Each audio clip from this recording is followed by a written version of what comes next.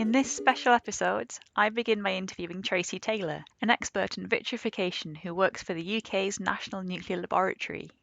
I started off by asking her about the process of vitrification. The process of vitrification is to convert a material into a glass through rapid cooling so that it's not able to crystallize. This involves heating up a mixture of glassy materials, often to really high temperatures to 1,000 degrees plus. So that's nicely mixed and then rapidly cooled either by air or putting into water so that these crystals cannot form. Excellent. And this is a process that is used to treat the really radioactive liquid waste that is left over as a result of extracting useful fission products from used nuclear fuel. Why is it important to vitrify this type of waste? The reprocessing waste that comes through is in a liquid form and it has a high volume. If we decided to store that as a liquid form, it would need highly engineered containers and a large footprint in terms of area to store that in. So the best thing to do is to vitrify it. This not only makes it a safe, stable, solid, but also it reduces the storage volume to make it smaller. It also has the advantage of being really safe. It's durable. There's glasses that we know that have been around since the Egyptian time. So they're over 3,500 years old and they still look exactly the same as they were when they were made. So we know it's safe and durable. Wow. And I think we've been vitrifying nuclear waste in the UK since the 1990s. Yes, that's correct. That happens on Sellafield site. The plant was commissioned in 1989 and the first glasses that were made in 1990. So I feel like we've probably learned quite a lot in that time. Yes. So what are the most important things that we've learned in the intervening decades? I think so. So the early stages, really fast pace in terms of trying to improve the process. BNFL set up a research department to look into how can we improve the sort of process operations? Can we make it faster? Can we put more waste in? So it was all really fast paced. A lot of research was done. A lot of money was put in to basically improve that process. It's surprising whenever we all work together as a team, we can drive things forward very quickly. Now Sellafield's sort of changing into a decommissioning phase. There's different challenges, different wastes that are needed to be treated. So it's a little bit slower, a little bit more targeted research. It's the right thing to do. Take our time, make sure we deliver the correct solution to the problem. Of course. And I don't think you've been working in vitrification since the 1990s. No. How did you come to work in the field? It was by chance, really. So about a year into my graduate programme within the National Nuclear Laboratory, I was offered a secondment on the vitrification test rig. So that is a very unique facility within the UK. It is a full mock-up of the radioactive plants on Sellafield, but it is completely non-radioactive, so you can get hands-on. Yeah, it's a really interesting opportunity. It was only supposed to be a 2-year position, and let's say the rest is history. 12 years later, I am still working in vitrification, albeit on a smaller scale within the laboratory. So you must really enjoy it in that case. And the vitrification test rig is where the samples that we used in the art exhibition have come from? Yes, that's correct. Yeah, it demonstrates that it's still delivering valuable research and interesting stuff to look at. Mm-hmm. So what's your interest in glass or in vitrification? I have 3 interests in glass. I have an academic interest, so sort of the fundamental science and technology of glass and vitrification. In fact, I'm the industrial supervisor to a PhD student who has generated some of the images that are projected on the walls here. I have an industrial interest from the point of delivering a solution to the high-level nuclear waste at Sellafield. And finally, which is quite unusual, I would say, for a scientist, an artistic interest. I have a keen pastime of glass fusing. I make bowls, I make ornaments. I've even dabbled with glass blowing, which is really good. And actually, in my free time, I can actually be seen walking down the beaches of West Cumbria with my head down searching for sea glass. Quite an addictive hobby. So yeah, my interest in glass is wide-ranging. And I guess that sea glass proves it is quite durable as well. It doesn't tend to dissolve in water. It doesn't dissolve in water. The reason why it is sometimes so small is just the pure bashing and the physical interaction with the stones on the beach that actually degrade the glass, not necessarily the durability. And I like the fact that you don't just do the science behind it, you're an artist as well with glass. It's great. So you mentioned that the point of vitrification is to turn something into glass. and it should be durable and all that jazz. But how do you know when you've made a good glass? What is good? What is good? This is an interesting one. So I would say for most of you, you would see glass as being sort of transparent, so often clear, brown, blue, green. You can see through it. So the glasses that are made on the vitrification test rig, they are black and opaque. So what makes a good product? So I think the first and foremost, it needs to be completely homogeneous. I don't want any streaks in it. I don't want any different areas that are different flecks, different materials that haven't reacted with the glass product. And it can't contain a large amount of bubbles or cracks. To me, that isn't a very good product. So that's the visual inspection. So when we get to the product, we have a look at it. And those are the first two things we judge. It's then when we get into a laboratory setting, we test things against international standards, like the durability. And then also when we look at the material on a sort of microscopic level to understand sort of the non-glass components. Okay, so when you said durability and you said there are standard tests, is that about how it interacts with water? It is, yes. So the durability in terms of a glass product is how it interacts with the water in a groundwater situation in a deep geological repository. If we have a product that is not very durable, what we term dissolves like a boiled sweet, we know that that is not a suitable product. So what we want it to be is long lasting for, well, it's not just tens of years, hundreds of years, it's tens of thousands of years. We want this to be a product that is stable and durable for that length of time. So looking really far into the future and trying to predict what might happen. Yes. You said that ideally you want something that looks purely like glass and you're trying to avoid having crystals in there. But the samples in the art exhibition, the images that we've got, you can see that they do contain crystals. So can you say a little bit about why they form? It's mainly due to the cooling. So as I mentioned before, that the process of vitrification is to form a glass by rapid cooling. However, on the vitrification plant at Sellafield, the glass product is made into steel containers and they're quite large. And in the middle, this is where the crystallization happens because the cooling happens a lot slower. And these non-glassy materials, the crystals, can preferentially form. Okay, and you said that ideally you don't want to have crystals in there. You want a good glass to be all the same. So is there an advantage to having crystals in the glass? On occasions, there can be advantages of having crystals in the glass. They actually can be more durable than the waste form of the glass. Other cases are not necessarily a disadvantage, but they do need to be managed from the point of view of the operational plant. And they can cause blockages or enrichment, which is unwanted because it can cause downtime within the operational plant. Okay, and a lot of the images in the exhibition involve samples that have got these platinoid-bearing crystals in them. So why are they of interest in the vitrification of this nuclear waste? Platinoids are not soluble in glass at all. The glass to treat high level waste, that is. They are encapsulated. These crystals are surrounded by the glass matrix and not part of the glass itself. They are often denser, and if in large enough quantities, they can form a mixture, for example, like an alloy, a mixture of metals, and can settle out and cause the operational plant to shut down. Short and sweet, I get it. So I'm going to change tack slightly and go back to talking about you. Is there anything that surprises you about your work? I think for me, it's what surprises me about the work is the unknown. I've been working within the area of vitrification and glass for 12 years, and I still know very little about glass. It's surprising to say that. It's a little bit embarrassing. So, for example, I can do all the background research and design a nice fancy set of experiments to do to prove a theory. And the results will come back proving the opposing. So you can imagine this can be very frustrating and intriguing. So sometimes it's the unknown and how, even though I have 12 plus years of experience, I still know very little. And that is just in the area of nuclear waste glass. There's other areas like dental glass, which is really interesting. There's metallic glasses. The field of glass is wide, it's massive, and I am a little dot within a sheet of paper. I think that is most scientists. You get really specific in a really specialist area, and there are always things you don't know. That's why you do science, right? To learn more, because you're curious about the world. But sometimes you can be very convinced that I've designed this, I know it's going to go this way, or I know the results before, or I'm predicting the results before, and when something comes back, oh right, that didn't go as planned, or I wasn't expecting that. So yeah, so it can be very frustrating. Where did I go wrong? Is it my fault? Did I design it wrong? Well, actually, no, it is quite a new field.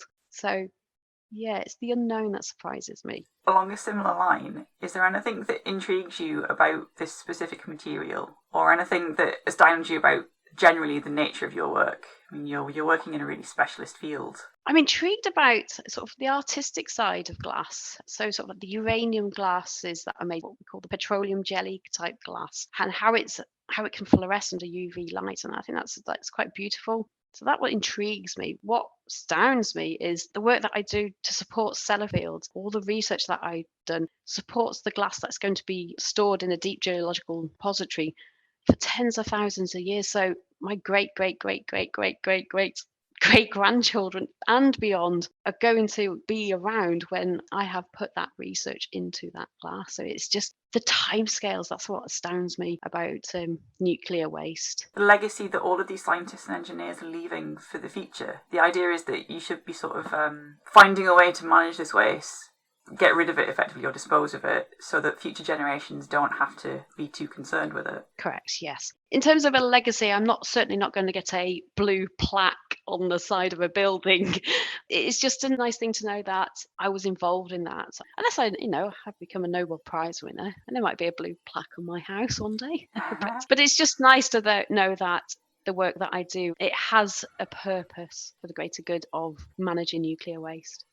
So that's all about how glass is made by people and how it's used to immobilise nuclear waste. Glass is also made in nature by geological processes. Brian O'Driscoll is a professor at the University of Ottawa in Canada, having recently moved from the UK university where he was involved in this project.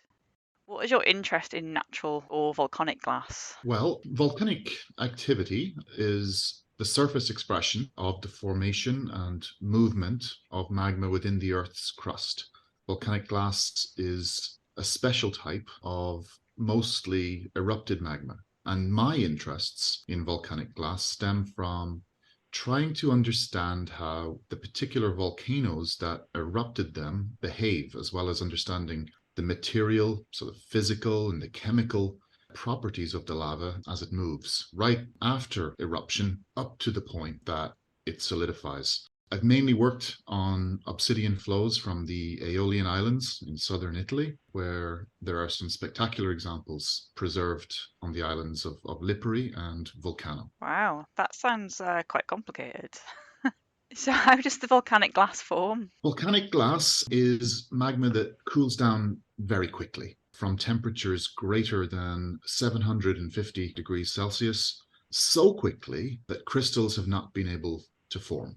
It may also form from magma that loses its gas really quick, so perhaps as a result of a really dramatic volcanic explosion. Obsidian flows move extremely slowly. This is because the magma that forms them is really, really viscous, so really sticky. So their movement, actually, the movement of these obsidian lava flows might appear to have more in common with a glacier than the runny basalt flows that we see from places like Hawaii. Wow. And the exhibition that this episode is part of is all about human-made glasses that have got crystals in. And you said that crystals don't normally form in the volcanic glass, but is it possible? And sort of what's the process where that happens? So crystals can form in glass, but they're not common. The cooling down process that causes glass to form means that crystals have a problem nucleating. So they have a problem getting started. We can get little crystalline spheres made of radiating branches of crystals. Geologists, we call these spherulites, and you might see them in some of the samples associated with the exhibition. These signify rapid cooling. Sometimes the magma that goes on to form volcanic glass can pick up bits and pieces of crystal material from within the volcano on its way to the surface. But these crystal cargoes, as we call them, are different to those that grow in the magma itself. Okay, and are the crystals of particular interest to you? Yeah, all crystals are interesting. To the geologists, they carry information about what has happened to them on their journey from the initial nucleation and growth all the way to the final stages of solidification of that magma. Crystals can tell us about timescales of eruption, about the chemistry of the magma, and about processes going on within magma chambers and within the vents or the conduits that bring magma to the surface. And for the nuclear glass samples, the same is true. The crystals are an expression of the bulk chemistry and the cooling regime of the glass. So a really nice example of that is the shape of the powellite crystals in the glass in this exhibition. Again, as geologists, we would call these or refer to their shapes as dendritic or skeletal crystal forms. And that's a result of the really rapid cooling following or associated with quenching. We would expect crystals that grow more slowly to have nice faceted sides. I'm imagining diamonds now. Exactly. Yeah. Right, so the crystals can tell you something about the history of that glass, and they can tell you about what's happening inside a volcano. Absolutely. Wow. One common way we use them is to look at different compositional chemical zones within crystals, a bit like tree rings. So we can map out within crystals different zones that correspond either to changes in the chemical environment or changes perhaps related to eruption even. Wow. And some of the samples on display at Florence Arts Centre, they've got these platinoid-bearing crystals in them. Are they of any particular interest to geologists? Yeah, so for my own interests, I'm a geologist very interested in the chemistry of platinoids in natural magmas and how economic concentrations of these metals form in natural environments. So when I discovered these nuclear glass simulate materials contained platinoid compounds, I was fascinated. The platinum group elements, so mainly ruthenium and palladium isotopes that are formed in the nuclear fuel in the reactor, go on to produce these mostly unreactive metallic particles, so they get vitrified with the rest of the waste. The interest from the industry side in these materials concerns operational issues with the waste glasses. So one example is they can settle out of the glass if they're present in large quantities and accumulate in large quantities and cause blockages perhaps that interfere with pouring of that melt. Obviously, this is a problem when the melt being handled is highly radioactive. So, I mean, for me, I guess looking at the comparisons between how the platinoids behave in these nuclear glasses and natural magmatic examples is really interesting because there's similarities and differences between both systems. Right, so you can use the nuclear waste glasses, the non-radioactive surrogates of them, to tell you something about what happens inside volcanoes. Absolutely. So we can learn from human-made samples. So human-made materials have the advantage that we can control both the chemical ingredients that go into making the glass, as well as the conditions of solidification in carefully regulated experiments. For example, how quickly we let the glass cool, or what volume of glass we choose to make. These can have a big impact on the end product and what that looks like. And for sure, we have therefore a better understanding of how nuclear glass is made compared to the glass that forms from a magma that's cooked up at the bottom of a volcano, where we can only make guesses, pretty educated guesses, but guesses as to what's happening. Oh. Platinoid bearing phases, are they particularly prevalent in the volcanic glasses, or are they like a really special case that need different consideration? Yeah, they're very rare. So the concentrations of the platinum group metals in normal rocks is on the order of parts per trillion to parts per billion. And where we find economic concentrations of the platinum group metals in rocks, also very rare, very uncommon. One fact that I like to tell people in respect of this is that most of the world's platinum comes, I'm talking probably about 60-70% of the world's exploited platinum comes from one ancient, huge magma chamber in the geological record. That's located in South Africa, a 2 billion year old magma chamber that today the solidified remnants of give us 60% or so of our platinum that we use for anthropogenic purposes. And I feel like platinum is particularly useful, but I couldn't really say what, I guess because it's so rare.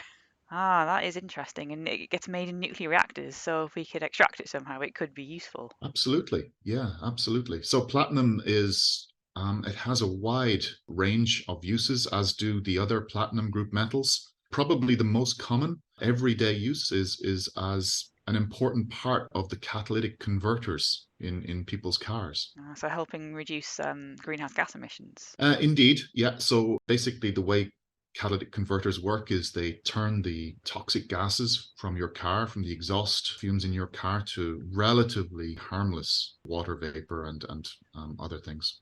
And all that from volcanoes and nuclear waste. Yeah. So, final question. This is quite a big question, so I'll be interested to hear what you say. And it's fine to say, I don't know.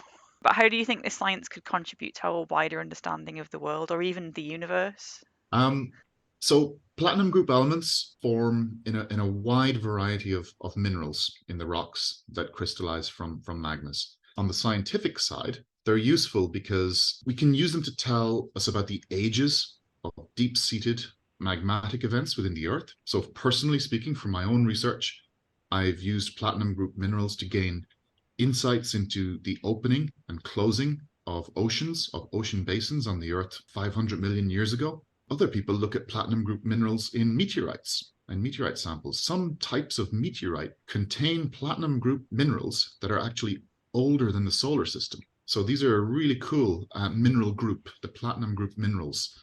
They're a really cool mineral group to study.